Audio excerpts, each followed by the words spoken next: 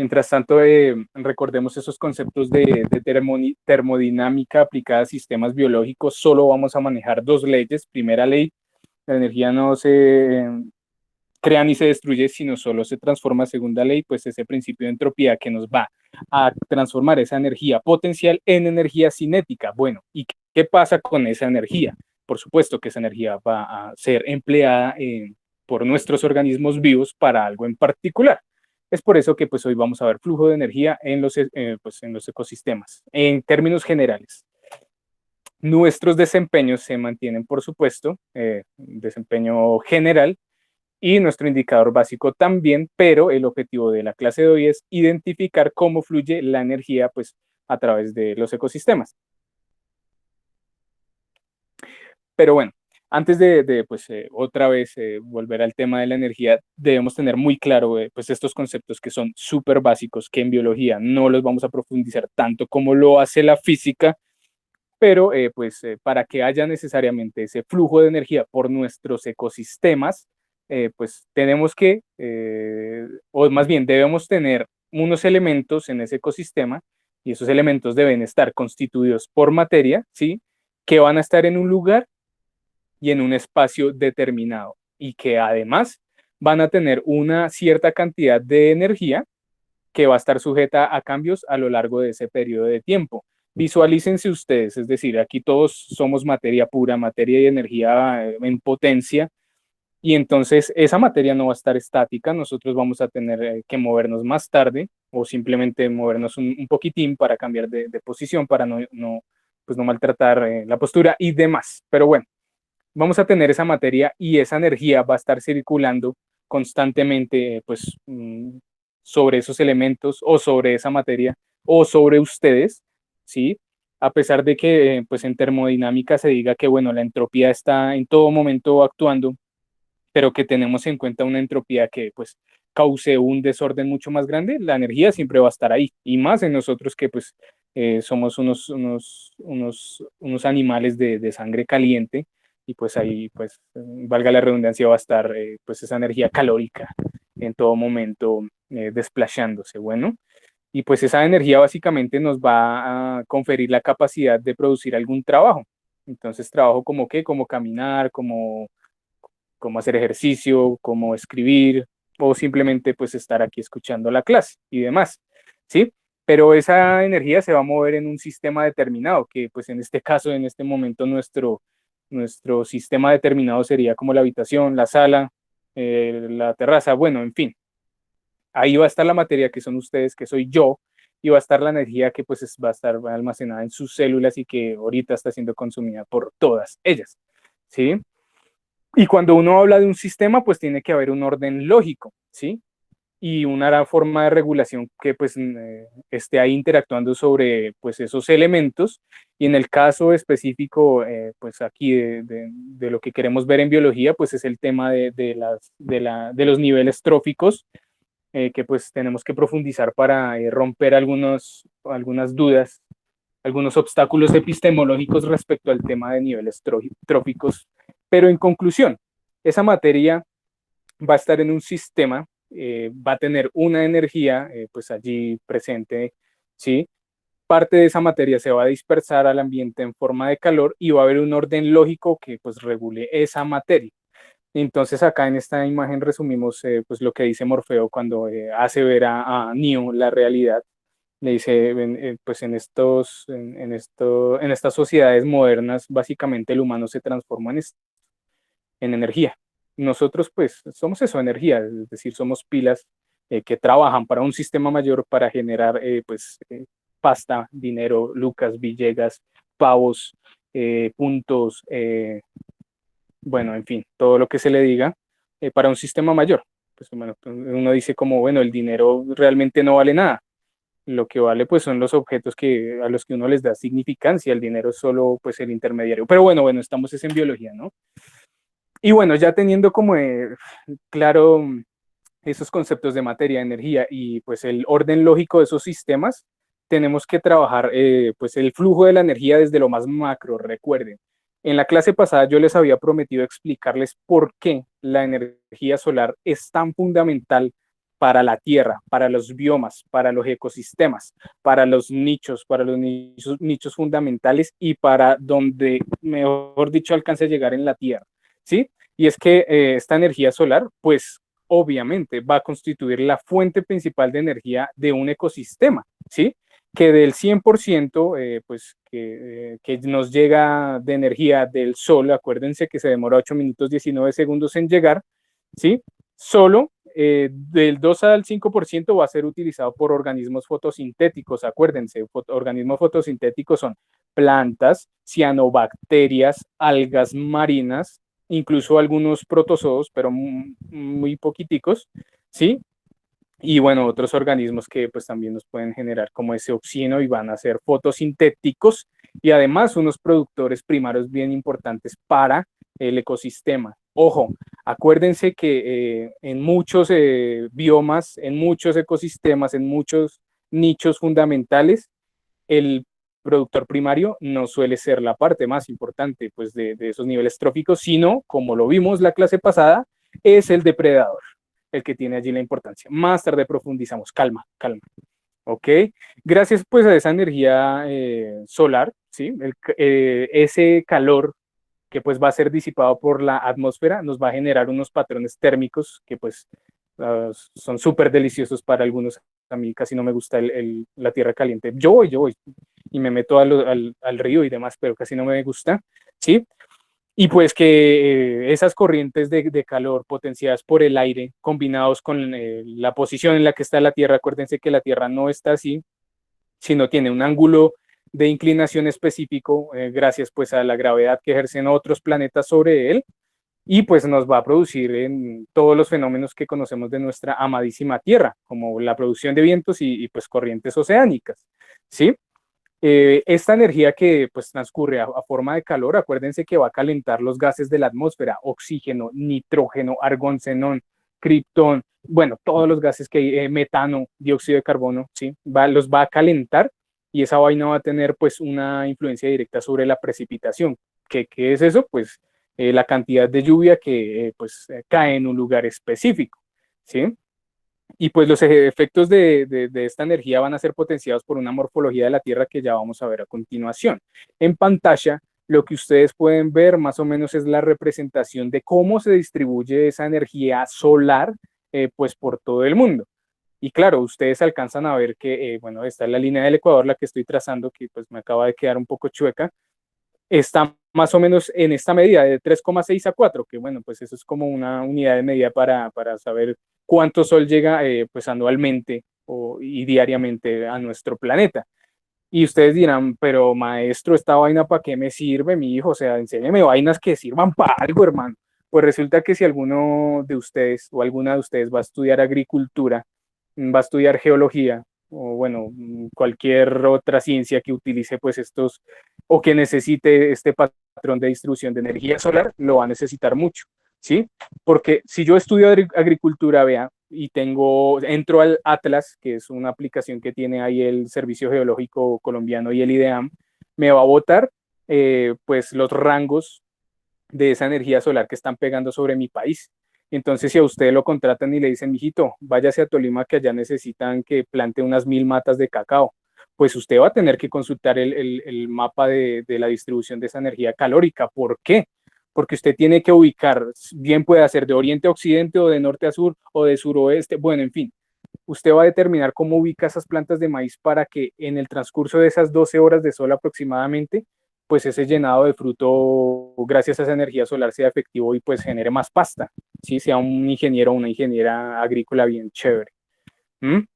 Y entonces ahí ustedes pueden ver estos punticos señalan pues las estaciones de control que miden esa radiación que pues recibe el sol o esa energía solar más bien. Así se distribuye en el mundo, como se muestra aquí. Vea África, está súper rojo y acá también una parte de Chile y bueno, hay otras partes más. Cuidado porque esta es una medida actual, pues también teniendo en cuenta como el cambio climático y pues acá en Colombia también, que después hablaremos de esa cosa.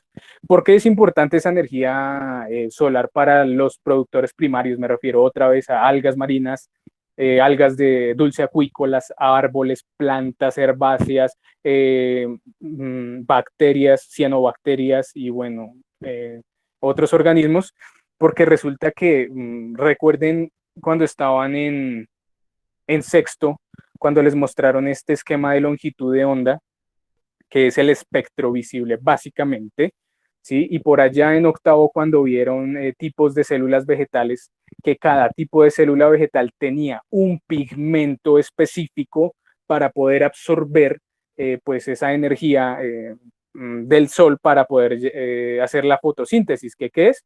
Cojo la energía solar, los fotones que me llegan de la energía solar, cojo esa vaina y la vuelvo energía para seguir creciendo, para generar frutos y bueno, en fin. En este espectro ustedes pueden checar los diferentes pigmentos de fotosintéticos que hay en las plantas. Vea, clorofila A, clorofila B, ficoeritrina, ficocianina y caroteno. ¿Sí? Y estas curvas lo que nos están presentando aquí es que tienen unos picos altos, que es donde pues mayor va a ser la eficiencia de absorción de esa energía. Entonces solo tratemos dos como para no estallarnos tanto. Tratemos la clorofila B, que pues es la que uno ve ese color verde, que pues está en la mayoría de las plantas, y vea que es la que más efectividad tiene para asimilar esa energía que es pues, proveniente del sol. O sea, tiene más de un 150% de absorción de esa energía que proviene del sol, que no la va a asimilar en un 100%, ojo, que ahorita vamos a ver cómo ocurre, pero la clorofila B es la que más pues, tiene efectividad para hacer ese proceso de síntesis. Y de segundo, pues estaría la clorofila A. ¿En qué color es la clorofila A? En el color morado. Y la clorofila B estaría como en ese rango de pues, el color azul. El resto, acuérdense que se disipan al ambiente para que sigan siendo asimilados y demás. Bueno, y acá les presento el Prochlorococcus marinus, les presento al hermosísimo organismo, es una cianobacteria, el organismo sintético más abundante de la Tierra. No significa que sea el que más oxígeno pues, genera, pero sí es el más abundante sobre la Tierra. Acuérdense que las plantas y árboles y demás plantas terrestres estarían en el último eslabón de los que más oxígeno generan. Primero están los organismos marítimos, como las algas marinas, como les había mencionado, y bueno, una cantidad pues, de bacterias fotosintéticas, como es el caso de esta bacteria hermosísima. Verde, porque bueno, ya saben, tiene cloroplastos que tienen el pigmento fotosintético específico de clorofila B y clorofila A. Ok, retomando el tema, pues aparte de que pues ese flujo energético del Sol está corriendo por todo nuestro globo terráqueo, o bueno, más bien por nuestro planeta, resulta, mis queridos hermanos y hermanas, que esas corrientes pues, de energía potencial, perdón, de energía calórica, van a generar temperaturas en los océanos. Entonces, en este esquema, ustedes pueden checar acá que las líneas rojas son las corrientes oceánicas que son tibias o calientes, si así lo prefieren. Y las que están en azul son las corrientes oceánicas, pues frías. Entonces, ustedes me dirán como maestro, venga, ¿sabe qué? Aquí en este punto que usted está señalando, hay una fusión de aguas cálidas y aguas frías. Maestro, ¿será posible que ahí pueda ocurrir una especiación pues con un pez que se pueda especializar directamente en ese nicho? Pues sí, ocurre que sí. Vamos a encontrar peces de esa misma especie que se distribuyan en las aguas cálidas y otro tipo, otra especie o subespecie de ese pez que se distribuya pues en las aguas frías y demás. Quiero resaltar algo y es este triángulo verdecito que yo tengo acá. Resulta que ese triángulo queda en Indonesia y es el triángulo de coral. Para que los que vayan a estudiar biología marina, pues sepan de una vez que es el centro, es un hotspot de biodiversidad marítima mundial. O sea, es el sueño de todo biólogo marino estar en ese den. ¿Por qué? Porque es que allá van a vivir el 76% de los corales conocidos hasta ahora. Faltan muchos por conocer y ese es el trabajo de los que vayan a estudiar biología marítima, pues acá en nuestro hermoso curso de 11, ¿sí? Van a estar el 95% pues de las especies de tortugas marinas que hasta ahora conocemos, ¿sí? Y bueno, ¿por qué presenta como de tanta biodiversidad? Lo que pasa es que si ustedes checan en ese triangulito pues, verde que yo puse ahí, hay una posición estratégica de varias islas. Por ejemplo, va a estar Indonesia, va a estar Malasia, va a estar Papúa, Nueva Guinea, van a estar las Islas Filipinas, las Islas Salomón y esta parte de acá que les estoy señalando, esa parte se llama el Timor Oriental.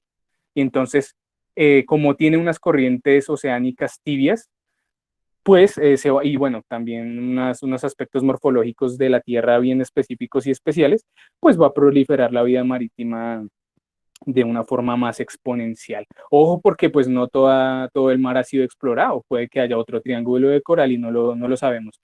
Ese es el trabajo que tiene que desarrollar un biólogo o bióloga marina que salga el próximo año de 11. Y bueno, esa energía también nos va a generar pues unos patrones globales de viento. Entonces, pues acuérdense que acá, por lo menos en Colombia, hay dos distribuciones de las más importantes, pues que en agosto llegan, como que se invierten esos vientos alisios que provienen del sureste, pues nosotros vamos a estar acá, ¿cierto? Que es esa época esperada en la que uno quiere elevar cometa. Yo hace como 15 años que no vuelo cometa y siempre digo, vamos a elevar cometa y algo pasa. Pero este año voy a lograrlo. No, este año no se puede porque estaremos en cuarentena.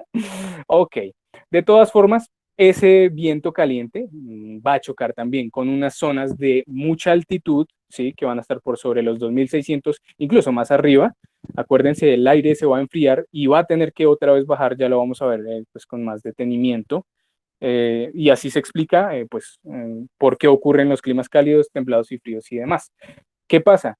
Que si ustedes checan, acá hay unas líneas pues dividiendo esa cantidad de vientos que ocurren, vientos alisios, vientos zefiro del oeste y bla, bla, bla. Y ocurre que hay una interacción entre todos que conforman una cosa que se llama célula de Ferrel. ¿Y qué es básicamente esa cosa? Pues que un viento centrífugo súper grande va a estar ahí a toda hora haciendo una especie de vortex, ¿sí? Entonces uno de ustedes me dirán, uy, maestro, o sea que en esta parte donde está esa célula de Ferrel interactuando con la célula de Hadley, en esta parte del Pacífico va a generar los huracanes y demás efectos que conocemos, pues sí, es por esos vientos centrífugos que se superchocan y entonces empiezan a generar pues tornados y vientos centrífugos y demás. ¿Mm? Y bueno, acá está la explicación de una cosa que se llama el efecto Foehn. Pues este modelo explica por qué existen climas fríos, templados y cálidos. ¿Qué pasa? Nosotros tenemos un gradiente altitudinal que va de los 0 metros sobre el nivel del mar, que pues como dice redundantemente está sobre el nivel del mar, y se van a empezar a ampliar de forma progresiva pues hacia el cielo, así para decirlo de forma coloquial. ¿Sí? ¿Qué dice el efecto Foehn? Que pues por cada 100 metros que se aumenta pues en esa altitud, ¿sí? Se desciende un grado la temperatura. Y de lo contrario, si uno baja 100 metros, va a aumentar un grado la temperatura. ¿Qué pasa? Que el viento, voy a dibujarlo acá en rojo, pero ya está en azul, empieza a subir, el viento caliente. Empieza a subir y ese viento se empieza a enfriar porque a más altitud pues vamos a estar con más frío, ¿sí? Y cuando llega al borde de una montaña, cuando choca con ese pico de la montaña, va a bajar de forma violenta, ¿sí? Hagan el ejercicio, cojan ustedes un vaso o un pocillo, volteenlo, pónganlo sobre la mesa y empiecen a soplar y verán que un pedazo del viento empieza a bajar por la parte inferior del pocillo. Así pasa pues con las cordilleras, montañas y demás. Pero no solo va a bajar frío, o sea, recuerden, cada vez que uno desciende 100 metros, en teoría, no es que sea así, cada vez que uno desciende 100 metros se aumenta un grado la temperatura. ¿Mm? Entonces, ese aire caliente es lo que pues, determina si un clima es templado, cálido, si Tolima está en 27 grados, si Girardot está en 35, si la costa está en tal. Eso es aire caliente que pues está siendo impulsado por ese efecto Foehn. Y además ese efecto va a tener una influencia sobre las precipitaciones, o sea, sobre la lluvia. Por eso cuando nosotros vamos allá al páramo, a esos páramos de Sumapaz, el que queda ahí en Bogotá y demás, pues ustedes ven que están a un gradiente altitudinal más alto y a toda hora mantiene lloviendo. ¿Sí? Es por ese efecto Foehn y demás. Bueno, Tengamos en cuenta también el tema de las precipitaciones, que como les decía, si ustedes tienen viento y tienen una corriente de calor o una corriente de viento fría, pues va a influir tanto en los estados de, pues, del agua. Acuérdense, si hay mucha temperatura, esta agua se va a empezar a evaporar. Cuando llegue a un punto específico, van a formar nubes y esas nubes se conjugan, después va a pasar a un estado diferente, que pues es el agua y demás. Es importante porque miren, eso determina pues los patrones de precipitación mundiales. Si ustedes checan acá, yo puse en un circulito rojito, no sé si se vea, pero pues ahí queda el Chocó, ahí es la zona del mundo en donde más llueve, más milímetros de precipitación anual y diaria tiene en el mundo, ¿sí? Y pues ya saben que ustedes saben que pues ese Chocó biogeográfico alberga una buena cantidad de especies. Es el sitio en donde uno quisiera estar, pero a la vez no, como el gato de Schrödinger, porque es que allá hay muchos parásitos, pero no es por los animales, sino por las poblaciones que pues no tienen un buen manejo de saneamiento de aguas. Bueno, esa cosa es más social y demás. Después lo tratamos, si es que se puede. En fin, ustedes checan que en esta línea del Ecuador, o sea, en ese neotrópico y en el subtrópico y demás, van a estar los picos de lluvia más destacables del mundo, ¿sí? Y es precisamente por eso, porque es que acá vamos a tener solo dos climas, o sea, en teoría, vamos a tener el verano y el invierno, en teoría, ¿sí? Mientras que en los polos ustedes saben que van a haber las cuatro estaciones, que pues ya conocen a la perfección.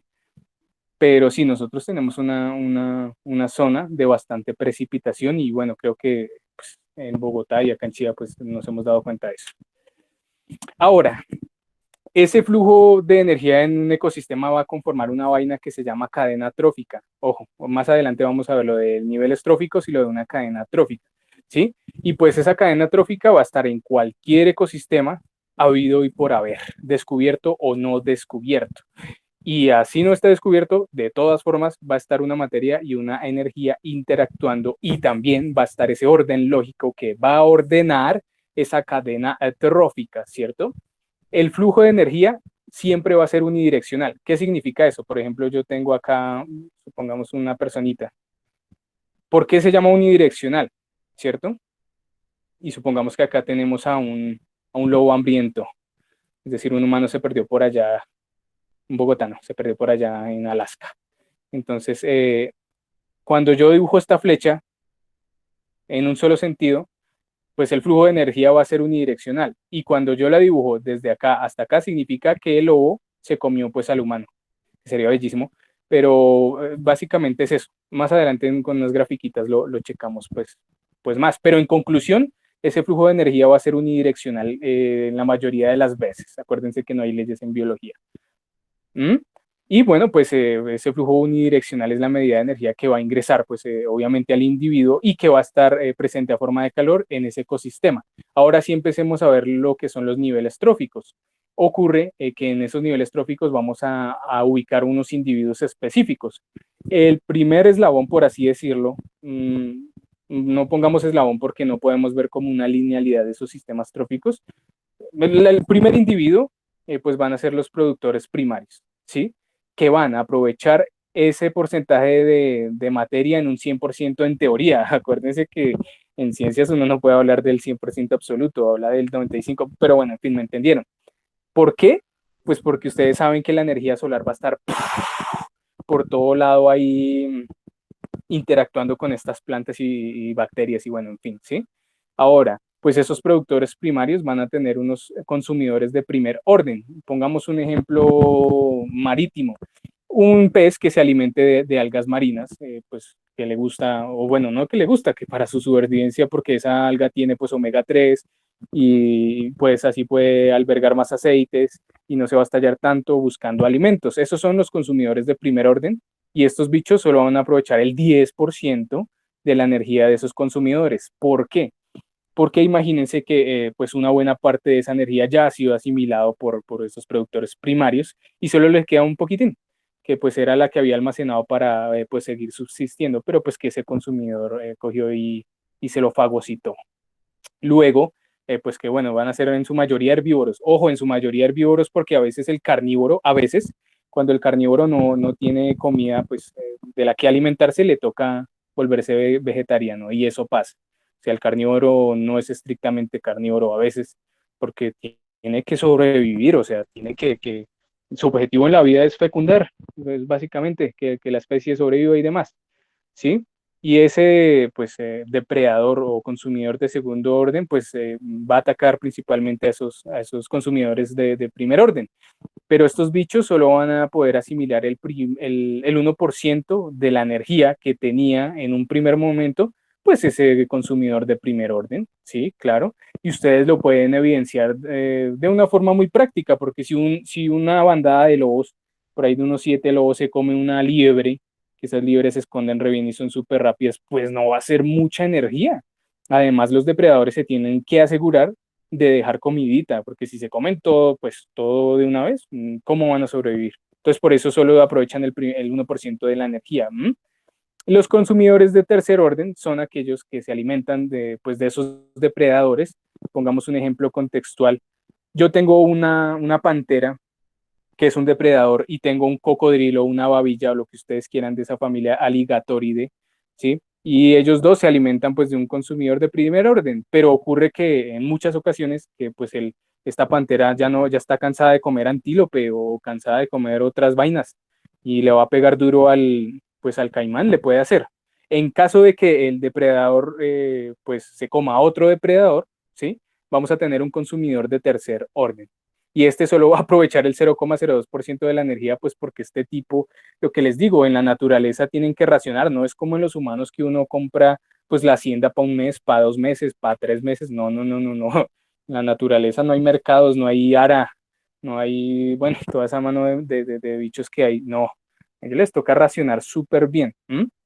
Y bueno, ya cuando mueren todos estos bichitos, pues van a haber unos descomponedores, ¿sí? Que solo van a aprovechar el 0,01% de esa energía porque pues igual ya todo eso se está descomponiendo, las proteínas se están desnaturalizando, los lípidos se van a empezar a formar conglomerados más complejos, más difíciles de asimilar y pues a estos bichos les toca que voltear para obtener ese 0,01% pues de la energía, ¿sí? Y acá ustedes lo pueden checar pues de esta forma. Mire que en un ecosistema siempre, para siempre, por siempre, por mientras exista pues la vida en la Tierra, la energía solar va a estar presente en un ecosistema. Siempre, siempre, siempre. Y ese flujo de energía va a estar en una mayor proporción acá, es decir, acá en los productores primarios, ¿sí? Y se va a ir reduciendo progresivamente, vea, en los consumidores de primer orden, consumidores de segundo orden y pues ya cuando llegue a la cúspide de ese depredador. ¿Mm? Y pues van a estar esos descomponedores que pues ya decimos. Más tarde hablamos de dónde se ubicarían los parásitos porque ustedes se estarán preguntando eso, ¿no? Pero hermanito, dígame por favor dónde se ubican los parásitos. Por Dios, estoy confundida, confundido. Vamos, ahorita lo tratamos. Bueno. Y esto es lo que, bueno, una representación de lo que sería pues esa cadena trófica que si ustedes ven flechas para todo lado. Sí, y bueno, no van a estar tan pegadas. Estas especies nunca pueden estar así. Acuérdense de esa clase de ecología que yo les mostraba, esa imagen que era falsa, que yo les decía, los animales no pueden estar así de pegados porque se estarían dando unos a los otros, otros salgan a correr para protegerse del depredador del máximo nivel y bueno, en fin. Pero miren, siempre tengan en cuenta, siempre, siempre, siempre, siempre, que ese flujo va a ser unidireccional y que cuando yo tengo un organismo que se come a otro, la flecha va a ir en sentido, en el sentido en el que transcurre la energía. Por ejemplo, tengo acá estas hierbas, ¿sí? Y este gusano cortador se las va a comer. Entonces la energía estaría yendo hacia el gusano, no el gusano hacia el pasto. Pues obvio que así ocurre, ¿sí? Pero acá lo que estamos viendo es, recuerden, esa cadena trófica y las flechas no señalan para dónde va la energía, para que no se confundan, ¿vale?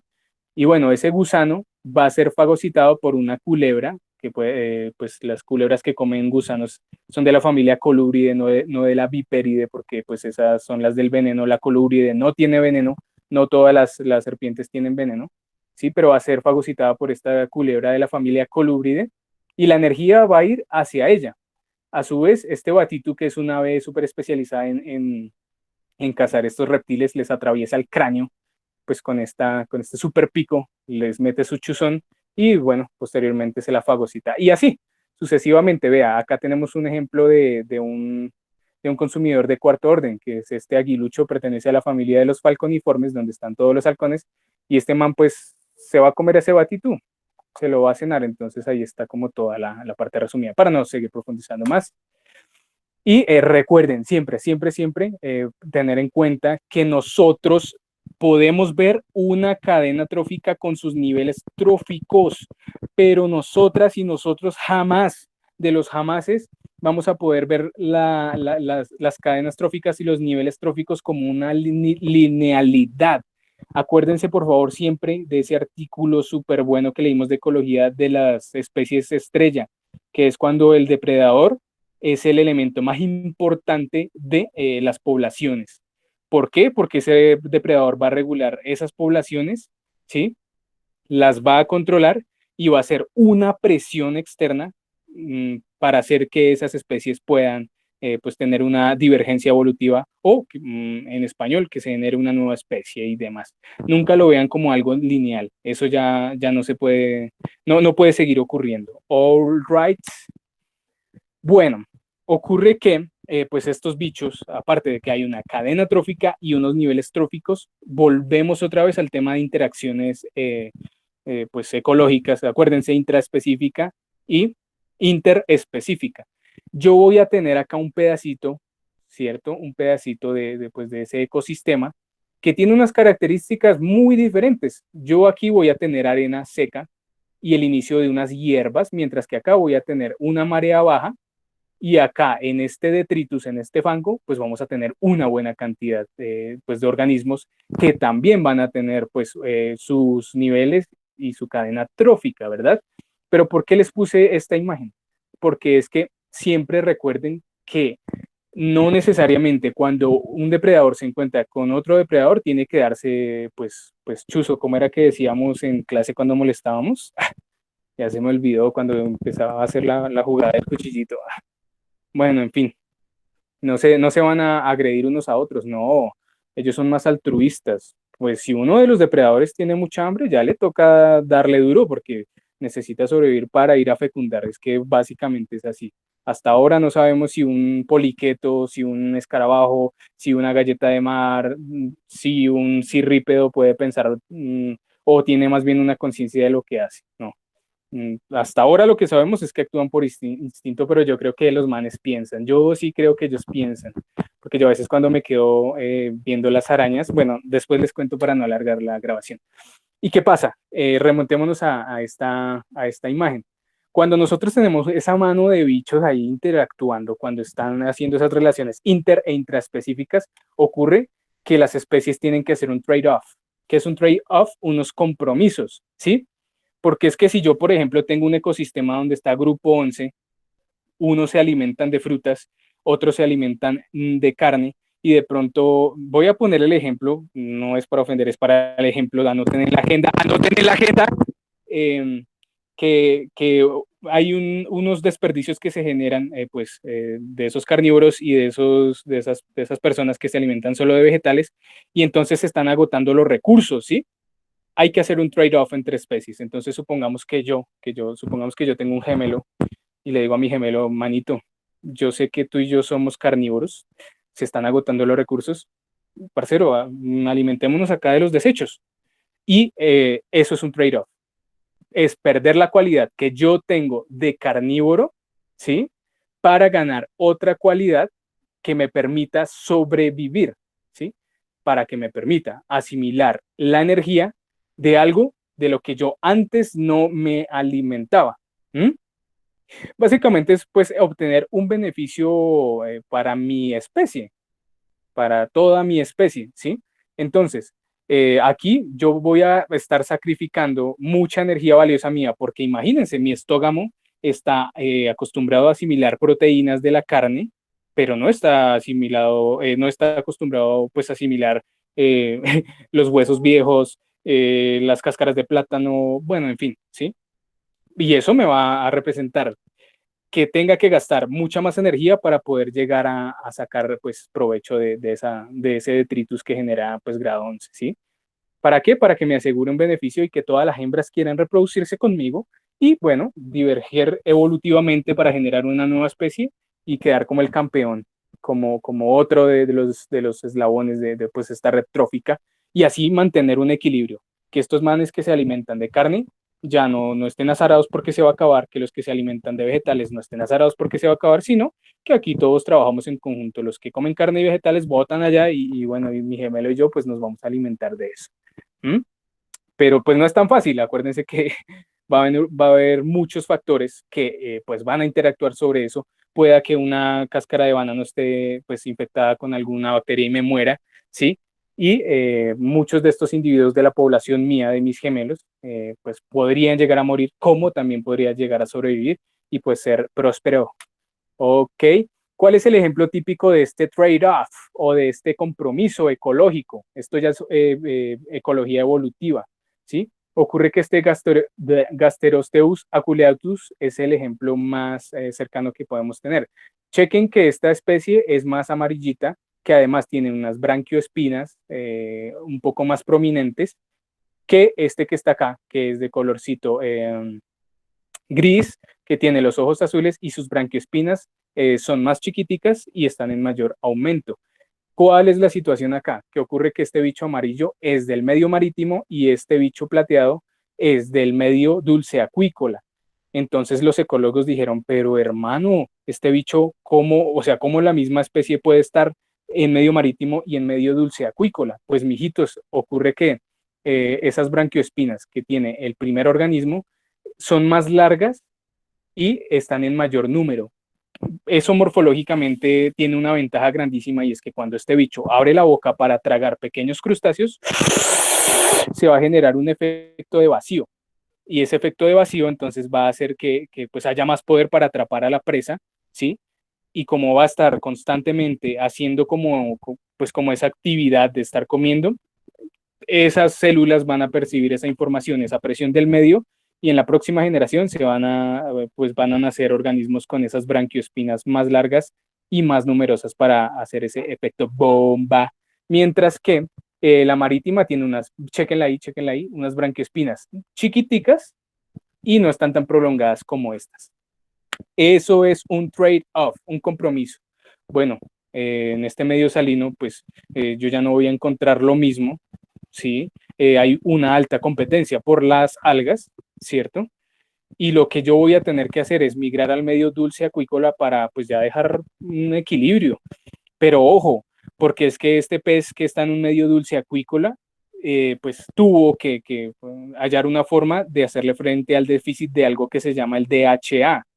Es el ácido docosahexaenoico, que es un derivado del omega 3 y ese omega 3 pues ya no lo tenía en el medio dulce acuícola, por eso le tocó empezar a alimentarse pues de otros pequeños crustáceos. En conclusión, el pez puede vivir tanto en medio marítimo como dulce acuícola y eso es una hazaña ni la verdad. Ok, ya vamos a terminar. Esto es un esquema, ustedes pueden checar acá en el eje Y una altura, vamos a estar de los 0 a los 90 metros, ¿sí? Y en el eje X tenemos una buena cantidad pues de distribución de animales que están en este ecosistema en específico. Estas barras demuestran la distribución que va a tener pues una especie. Y acá también hay algo que se llama trueque ecológico. Eso también es de biología evolutiva. Entonces, ¿qué es eso? Que, por ejemplo, si yo estoy en mi salón de 11 y tengo mi primera fila, ¿sí? Y entonces a la segunda fila no le gusta que el profesor de biología pase entre ellos, entonces les digo, listo, mis amigos, yo aquí soy el consumidor de cuarto orden y se hace lo que yo diga, duélale a quien le duela. Pero entonces 11 dice, no, acá esto es una población, mijo, tiene que acceder pues lo que sea más benéfico para nosotros. Entonces yo les digo, listo. Entonces vea, por este pasillo solo voy a pasar hasta la mitad y no voy a pasar al otro lado para que no haya problema y entonces todos aprueban. Así ocurre pues en esos ecosistemas específicos donde tenemos una buena cantidad de árboles y donde tenemos una buena cantidad de especies animales. Ellos se distribuyen a lo largo pues de esos árboles o de ese suelo, ¿sí? Y no hay ningún problema. Eso, mis estimados y queridos hermanos, constituye un nicho fundamental, que eso es un éxtasis para alguien que se dedique a la ecología y es interesante porque desde ese nicho fundamental nosotros explicamos evolución, nada más y nada menos que evolución. Es totalmente emocionante, perdón. ¿Sí? Ahora, también vamos a tener interacciones pues de dos ecosistemas que aquí en este punto también nos van a generar unos individuos súper especializados. De hecho, acuérdense, devuélvanse mucho en la historia evolutiva cuando el primer pez, acuérdense de ese dipnoid, de esa abuelita nuestra, empezó a asomar la boquita para tomar aire y después dio el primer paso. Bueno, vamos a irnos a la Tierra. Tengo que hacerlo, tengo que dar ese primer paso por estas especies, ¿sí? Y empezó a migrar a la superficie, pero dijo, uy, no, espere, me hace falta el aire. Bueno, en fin, en estos puntos donde confluyen, donde hay la interacción de dos ecosistemas, es donde hay una rápida evolución, ¿sí? Porque este ecosistema marítimo tiene unas características muy diferentes a este ecosistema terrestre, ¿sí? En donde van a haber plantas y donde este bicho que salió a la superficie, que pues era el Tiktaalik, no era Titanic, es que ustedes en el chat me escribieron que Titanic, no es Titanic, es Tiktaalik. Ese Tiktaalik y después ese ambiostoma fue el que pues dio origen a todos los cordados y bueno, es una super abuelita nuestra, pero esa interacción entre ecosistemas resultó pues en esa gran cantidad de especies que actualmente existen, que existieron y pues nos tienen aquí a nosotros. Ok, ok, ok, hemos terminado.